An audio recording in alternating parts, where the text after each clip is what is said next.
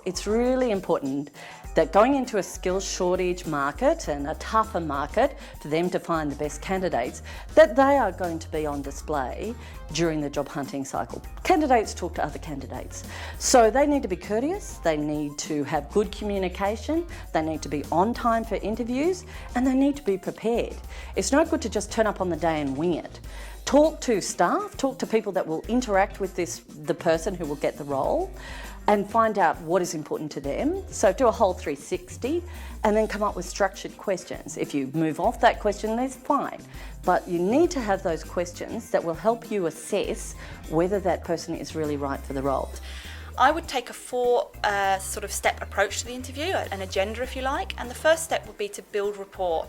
A lot of interviewers think they have to go in and be kind of quite hard in the interview, but the truth is if you get the candidate relaxed, you're going to see much more the real candidate and the real style of them, which will give you a much better indication of whether they are the right person for the role. So go in and build a little bit of rapport before you start the interview.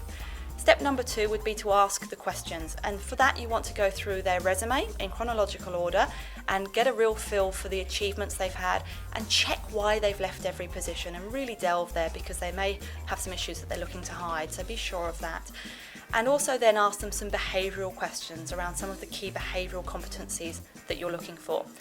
The third step is to allow the candidate to ask you some questions, and this is your opportunity to judge how well the candidate has prepared and to see what kind of thinking the candidate has, and answer those questions truthfully. Your job is to sell the company and to sell the job to the candidate. Even if you don't like that candidate, they're going to tell their friends, they're going to tell the public that that's where they've been interviewing, so you want them going out with a positive image of you and your organisation. So do talk truthfully and honestly and passionately about the role and the organisation. And the fourth step in the interview process is to really close it off. Give the candidate a good sense of what the steps are from here. Give the candidate some honest feedback if you feel comfortable to do that, both positive and perhaps a little bit of constructive criticism that they can work on. But do give them an indication of the timelines that they can expect to hear back from, and then stick to those indications. Once you've identified a candidate that you wish to interview them and move them through the process as smartly and as quickly as you can. Also bear in mind that you're more than likely not the only person that's interviewing that candidate if you're looking for strong talent. So making sure that you are also selling your organisation from the minute they walk in that door. Don't keep them waiting if they are on time. Make sure that you have got an interview room prepared and ready to interview. Have your questions prepared as well.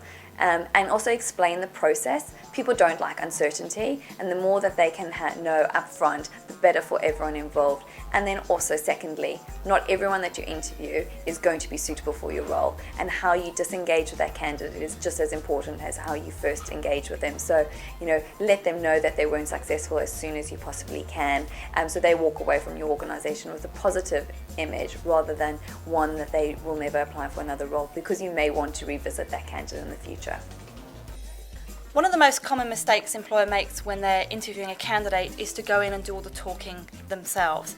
So my tip would be to make sure that you listen as much as you talk, and that you really get an understanding of what it is that motivates the candidate, so you can judge whether this is the right position for them as much as them the right candidate for you. The other thing is reference checking. It's amazing how many people don't do good reference checking. If somebody's given you a mobile phone number for a referee, ask them for a landline.